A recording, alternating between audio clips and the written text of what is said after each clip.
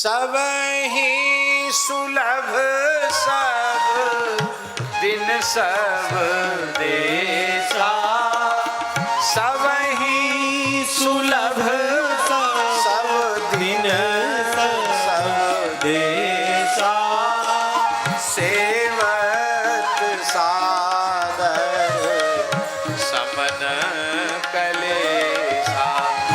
सेवक सादर समन कलेसा। भगवान के भक्त संत महापुरुष सज्जन पुरुष सब जगह सुलभ, सब ही सुलभ, सबको सुलभ है, सब देशों में सुलभ है, तो सर्व काल में सुलभ है। कोई समय ऐसा नहीं जब संत नहीं रहेंगे। हम लोग कहते जरूर है पहले बहुत संत थे, अब कोई संत ही नहीं है।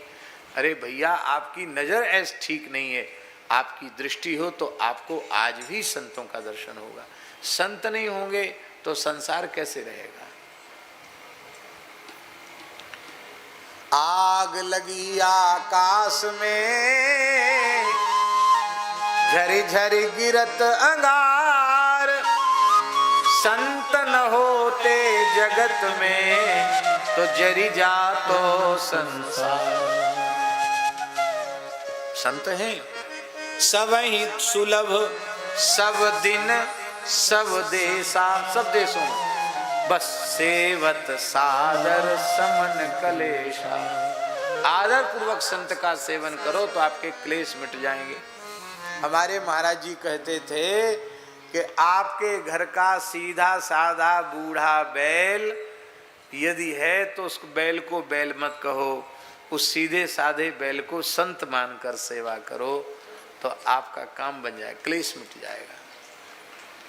पहचानने की जरूरत है। आपके नौकर के रूप में संत हो सकता है, आपकी पत्नी के रूप में संत हो सकता है, आपके पिता के रूप में भी हो सकता, आपके पुत्र के रूप में भी संत हो सकता है, आपके पति के रूप में भी संत हो सकता है। कहां तक कहें, आपके शत्रु के रूप में भी संत हो सकता है, मित्र के रूप में तो हो सकता है। बस उस संत को पहचानने की आवश्यकता है। अब पहचान कर फिर दूसरा भाव मिटा दो, आदर करो तो क्लेश का शमन हो जाए। हमारे यहाँ ऐसे चरित्र हैं जहां पति ने अपनी पत्नी में संत का दर्शन किया। सब लोगों के बीच में कथा सुनाने योग्य नहीं, सुना देते हैं, लेकिन संत विराजे हैं। ओरछा की घटना है। राम जी को जो लेकर गई थी ना महारानी कुंवर गणेश देई रानी ओरछा राम राजा सरकार को, वो साधु सेवा बहुत करती थी, बहुत संत सेवा करती थी। ये बात बहुत पुरानी नहीं, भक्ति काल की 16वीं सदी की बात है।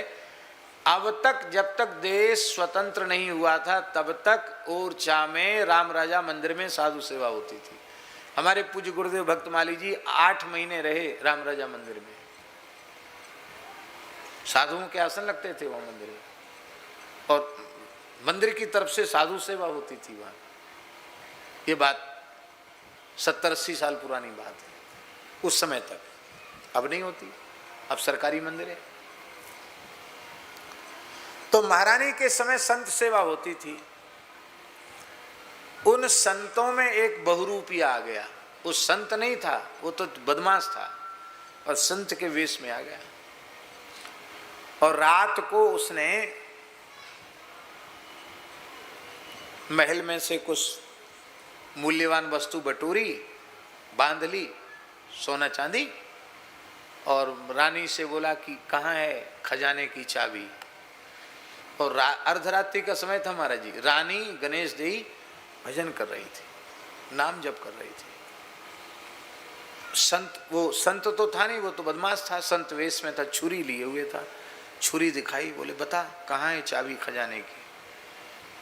तो रानी ने हाथ जोड़कर कहा कि यहाँ कोई ताला ही नहीं लगा तो खजाना कहाँ से, सब कुछ आपका है, भगवान का है और संतों का है।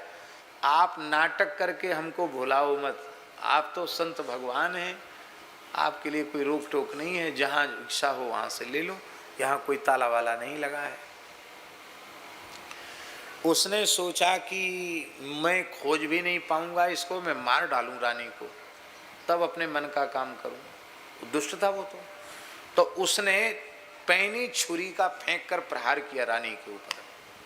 संयोग की बात थी, रानी उसी समय उठकर खड़ी हो गई तो उसने वार तो किया था छुरी का कि गले में जाकर के लगे, कंठ में, लेकिन वो जब रानी खड़ी हो गई तो वो छुरी जो थी उसकी जांघ में धंस गई।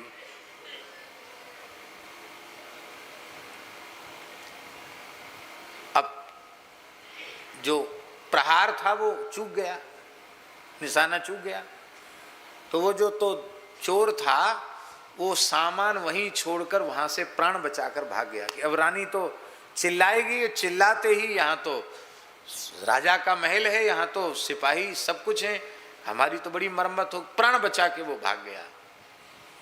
पर रानी चिल्लाई नहीं, राम राम राम कहकर उसने अपनी छुरी निकाली, छुरी को फेंक दिया, पट्टी बांध ली और अपने पलंग पर लेट गई। आर पार हो गई थी छुरी महाराज, आर पार हो गई। दूसरे दिन महाराजा मधुकर शाह आए। रानी ने दासियों से कहा कि महाराज साहब से बोल देना कि अभी वो मिलने की स्थिति में नहीं है। तो राजा ने सोचा शायद शरीर की अशुद्ध अवस्था आ गई होगी, इसलिए मिलने की स्थिति में नहीं है। राजा चले गए महल में, रनिवास में नहीं आए। 4 दिन पीछे आए तो पता चला कि रानी तो उठ ही नहीं पा रही, वो तो सैया पर ही 4 दिन से है। अरे इसका मतलब अस्वस्थ है। महाराज भीतर गए, बोले देवी क्या बात है? उसने कहा ये दासी आपको खड़े होकर प्रणाम नहीं कर पा रही है तो आप क्षमा करना, पर आप कारण जानने का प्रयत्न मत करो, मैं ठीक हूं और रहा सहा जो कुछ है वो सब ठीक हो जाएगा, 1-2 दिन में मैं ठीक हो जाऊंगी, आप अपने कार्य में लगो। राजा ने शपथ दिलाई कि तुम पतिव्रता हो, मैं शपथ देता हूं, तुम बताओ क्या बात है। तो महाराज मैं बताने में बहुत संकोच है। नहीं बताओ। बोले मैं तब बताऊंगा जब आप प्रतिज्ञा करो कि मैं संतों के प्रति दोष बुद्धि नहीं रखूंगा, संत सेवा बंद नहीं करूंगा, तो मैं बताऊं। राजा ने प्रतिज्ञा की तो सारी बात रानी ने बता दी। ये नहीं कहा कि कोई दुष्ट था, उसने बोले नहीं, संत भगवान मेरे भाव की परीक्षा के लिए आए थे, वो तो लीला करके चले गए। मैंने आपसे इसलिए छिपाया कि कहीं आप ओरछा राज्य में संतों के प्रवेश पर प्रतिबंध न लगा दें, क्योंकि हमारे रामलला, हमारे रघुनाथ जी बिना संतों को देखे राजी नहीं, और संतों का दर्शन किए बिना मैं भी राजी नहीं, क्योंकि संत संग के बिना मैं रह नहीं सकती। महाराज जी मधुकर शाह ने धरती पर लौटकर साष्टांग प्रणाम किया। बोले मैं धन्य हूं जो तुम्हारी जैसी संत मेरी पत्नी है। अब परिक्रमा किया, परिक्रमा करके साष्टांग प्रणाम किया। यही है सेवत सादर। यदि भक्ति की निष्ठा में आपकी पत्नी आपसे आगे है तो समय आने पर आप पत्नी मानकर उसको उपेक्षा मत करो, उसको भी आप वंदन करो। पत्नी को बंधन नहीं है, वो पत्नी में विद्यमान संतत्व को बंधन है, उसकी भक्ति को बंधन है। आपका पुत्र भक्त है तो पुत्र को भी पुत्र मत मानो, उसमें भी संत का दर्शन करके उसका आदर करो। भक्त का आदर करना चाहिए। इसलिए संत सर्वत्र हैं, बस उनको पहचानने की दृष्टि होनी चाहिए। श्री सीताराम प्रतिदिन सत्संग एवं दर्शन के लिए श्री महाराज जी के ऑफिशियल चैनल को जरूर सब्सक्राइब करें।